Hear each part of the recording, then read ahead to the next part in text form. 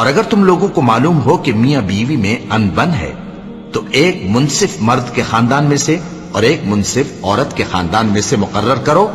وہ اگر صلح کرا دینی چاہیں گے تو اللہ ان میں موافقت پیدا کر دے گا.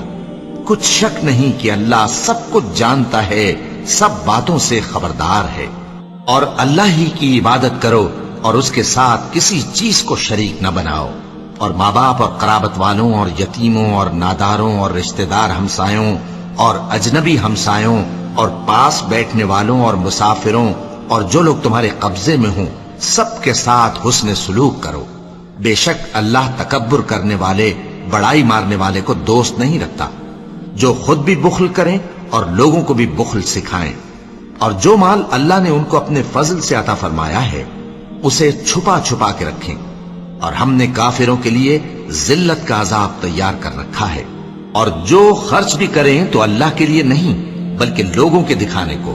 اور ایمان نہ اللہ پر لائیں نہ روز آخر پر. اور جس کا ساتھی شیطان ہوا تو کچھ شک نہیں کہ وہ برا ساتھی ہے.